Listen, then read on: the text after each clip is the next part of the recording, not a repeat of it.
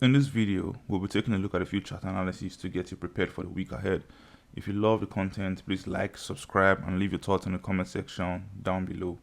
And if you're interested in learning trade forex like a professional, check out our complete forex trading course on Udemy. I have the link attached in the description below as well. Right now, we have over 4,000 students there, and I think the course is going to help you navigate the world of trading as you progress with your trading career. So this week we won't be taking a look at too many charts because most of the setups from last week played out as expected, and I hope you're able to take advantage of those setups according to our weekly analysis, right? So this week we're going to do a little recap and see if we can spot out good trade opportunities for this coming week. So we'll be talking about gold, Nasdaq, crude oil, and AUD-USD. So those are the 4 charts I'll be focusing on this week, right? Starting with the gold chart, this is a 4-hour chart on gold. As we talked last week, we talked about the fact that price is likely going to take out this main area of support. So we had a support level here, and we talked about the possibility of price breaking through. But I also told you I won't be going short because we have a bigger area of value here that may see price bounce. We might see price bouncing from heading towards the upside, and we did get a bounce, a move into this area of value, and then followed by a bullish move to the upside, which was rejected by this resistance level. So right now I'm going to get rid of this because we are focusing now on this resistance level and this ultimately support level right now. So I think I'm still bullish on gold because you can see the clear market structure signifies a bullish setup, right? So my base case scenario to go long will be waiting for price to creep upwards to the upside, consolidate a little, and give us a good bullish breakout from this area of resistance. Then this will make a confirmation to go long. Stop loss will be below the consolidation that leads to the breakout, and take profit is just going to be, I'm just going to trail my positions to go higher because then we'll be in price discovery. This is exactly how I'm going to trade gold. I wouldn't be trading gold any other way. So if we come into this area of support again, I don't think I'll be going long because there's a good chance we come down this time. So if we retest this area of value again, which is a support level right now, there's a good chance we break through. Okay, because remember, when price retests or touches a level too many times, it is bound to break. So over here, if price comes back to touch this area of resistance, there's a good chance we break through. If price comes back to touch this area of support, there's a good chance we break through because we've had multiple reversals at these price levels. So it's not going to be ideal for us to go long when we come here because we've touched this level too many times. So that's the reason why this is going to be my bearish case scenario, waiting for price to come into this area of value, consolidate a little, and give us a bearish breakout. So if this happens, then my entry is going to be below the breakout, and my stop loss is going to be above the consolidation list of the breakout. First take profit target obviously is going to be around these lows. Second one is going to be around these lows. Though I'm not inclined to going short on this chart because it looks extremely bullish. But if we do get a good consolidation over here followed by a bearish breakout, that may be a good potential opportunity to go short, and that's what I'm watching that for. But for long case scenario, I'm going to wait for price to come into this area of resistance again, consolidate a little, and give us a bullish breakout. Then I'm going to go long. This is simply how I'm going to trade gold. Remember, when you trade, you take a look at possibilities, right? Take a look at probabilities, excuse me. So at what price level do you think there's a higher chance that we go higher? That level is above this area of resistance. So that's why we wait for a breakout and then we'll go long. While for a short case scenario, we wait for a consolidation for here. A bearish breakout below this area of value with a counter close signifies a good chance that we may be going lower. So that's the reason why I have this both this bullish and bearish case scenario for gold. And that's how I'm going to trade gold. Other than this, I'm just going to stay away from the channel and see watch what the market does, right? So mind you, this is a 4 hours chart, and I'm going to watch out for my entries on the 1 hour or the 2 hours chart. So that's it briefly for gold. Moving on, I'll be talking about Nasdaq. So real quick, Nasdaq, last week we talked about the possibility of price breaking through this area of resistance. So I told you my bullish case scenario was waiting for price to break through this area of resistance, also taking out this trend line over here, right? That didn't happen, and I told you bearish case scenario was waiting for this trend line to be taken out, followed by price taking out these lows, right? That's what I talked about, because this low signifies, okay, we may be putting in a lower low, which could potentially signify a bearish case scenario. And we did get that bearish breakout, and I do hope you took advantage of this trade opportunity. And if you're able to go short, this would be a potential 1,000 pips price movement. So a 0.1 lot trade on this will be $1,000, a 1 lot trade on this will be $10,000. So I hope you were able to take advantage of this trade opportunity as I explained in our weekly analysis last week. So right now it looks bearish. I don't see any reason why you want to be going long right now. So what I'm simply going to do is watch out for more consolidations. So a bearish continuation pattern, a bearish flag, bearish symmetrical triangle, to signify that there's going to be a continuation of this bearish move for me to go short. So if that happens, it's going to look like this, right? It may not be as clean as this. It may look haggard as we have over here, but something to confirm that we're going lower, like a continuation, bearish continuation pattern. So similar to what we have over here. So it may be a bearish flag, it may be a symmetrical triangle with a bearish breakout, maybe a descending triangle, whichever chart pattern forms, provided we do get a bearish breakout at the end of the consolidation. That'll be my confirmation to go short. I'm going to go short after that consolidation.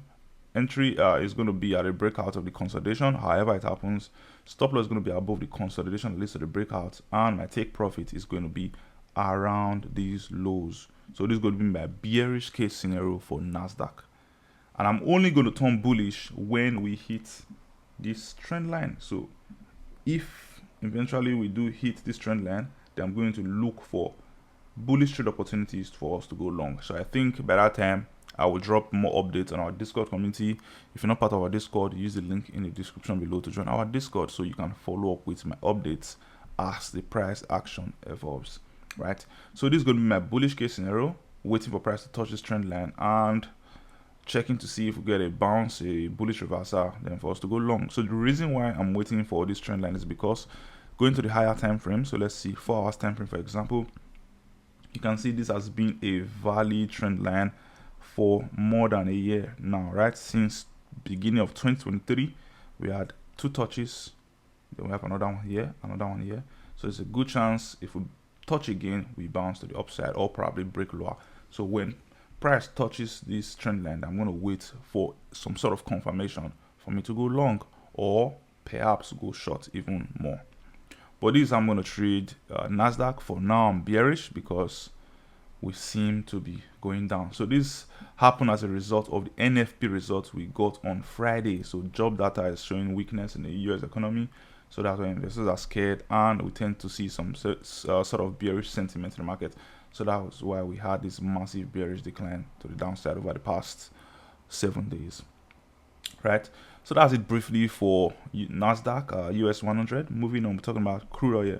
So crude oil, long awaited symmetrical triangle finally gave way last week, I think. Yeah, last week. And we can see bearish movement to the downside. But if you take a look at this price level, so this is a daily time frame, as you can see on my screen. If you take a look at this price levels, we are currently trading around a significant area of support.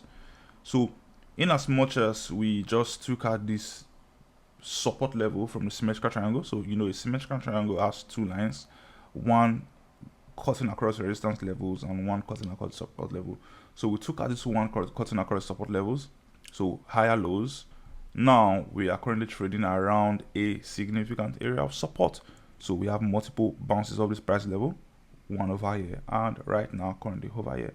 So I'm going to watch out for some sort of consolidation over these price levels and a bearish breakout to go short. This is the only way I would be going short on crude oil. Other than this, I'm going to stay away from this chart, right? While for a bullish case scenario, I don't think I want to go bullish right now, because even if I go bullish, then we have some sort of price level over here to contend with, which may probably see price going downwards, right? So I don't want to go long right now because, number one, we've taken out this support level of the symmetrical triangle, which means we are likely heading lower. But the reason why I won't be jumping into a short position immediately is because we are currently trading around the support level. So we might see a quick relief bounce going back to this area of value where we had our initial breakouts, which will then, you know, lead to a bearish reversal to the downside. If this happens, then I'm going to look for a bearish trade opportunity around this area of value, probably when we reverse, or I'm going to wait for price to consolidate around this area of support for me to go short. So these are my two bearish case scenario for crude oil. I won't be going long. There's just no reason for me to go long right now. If my sentiment changes, I'm going to share my thoughts in our Discord community. But for now, I'm bearish, and I think I'm just going to wait for an opportunity or a good opportunity to go short before I get into a trade.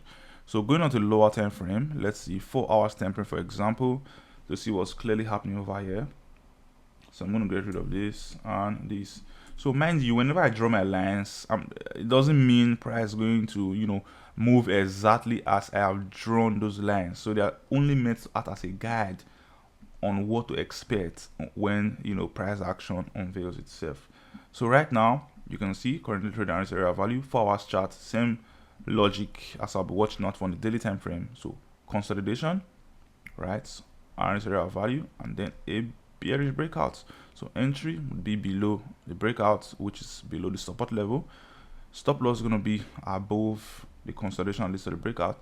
Then I'm going to trade my positions as we go lower. So first target obviously is going to be around these lows if we do get here. Second target, my position is going to be traded as we go lower. So this is my first case scenario for going short on crude oil. So second case scenario, as I've explained earlier, would be waiting for price to probably get a good relief bounce to the upside into this area of value, consolidate a little, and then find its way down. So after which I'm going to look for my opportunity to go short when we get a reversal, and stop loss will be above the consolidation. Take profit. First target, obviously, excuse me, okay, this is everything.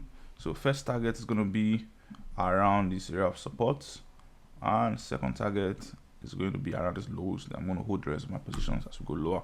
So this is my 2 case scenario for crude oil. First, waiting for a reversal to the upside. If we do get a reversal, waiting for a rejection to signify a bearish continuation, then I'm going to go long, go short here with stop loss above these price levels. Second case scenario is waiting for an immediate consolidation over here, followed by a bearish breakout.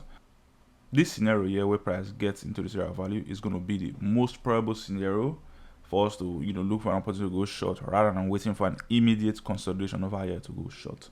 So that's it briefly for crude oil. Moving on to the last chart, we're talking about AUD-USD.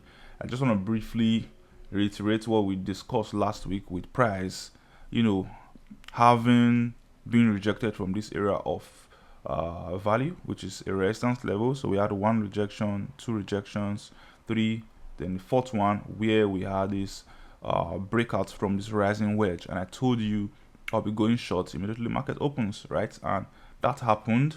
For those who went short, this is a 4 hours time frame. You can see this is approximately 100 pips on AUD-USD, which is actually a decent price movement for a currency pair like AUD-USD. Right now, AUD-USD, following the price action, I'm simply going to wait for some sort of consolidation over here, so in form of a bearish continuation pattern to go short. So this is what I'm watching out for on AUD-USD, but I'm going to go down to the lower time frame. So let's see 1 hour time frame, for example. So we had something similar to what I'm talking about right now. So we had one over here. You can see we had a good consolidation. It moved to the downside first. Good consolidation, bearish move to the downside. A good consolidation again, bearish move to the downside. So I'm going to wait for another consolidation similar to what we've had in the past, and then wait for that bearish breakout to go short. So this price action, if you're not aware of price action, is simply the study of past price movements to make informed future potential price movements, right? So make prediction regarding the future price movement of an asset by studying the past price movement. So that's price action, simply put. So I'm going to wait for a consolidation followed by a bearish breakout to go short in line with what we already have coming all the way from this breakout from this rising wedge, right? So this I'm going to trade AUD-USD. Other than this, I'm just going to watch and see, fold my hands, sit back and watch what the market does, because I don't see any reason why you want to be going long right now on AUD-USD, especially when the chart looks like this.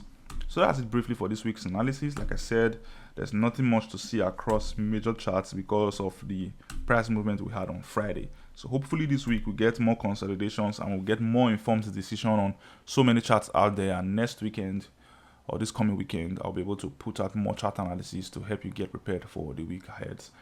So that's it for me, guys. If you have questions, leave your thoughts in the comment section down below. If you're interested in learning trade Forex like a professional, check out our complete Forex trading course on Udemy. We have over 4,000 enrolled students. And if you're not part of our Discord community, join our Discord using the link in the description below. It's totally free. So that's it from me, guys. See you next week.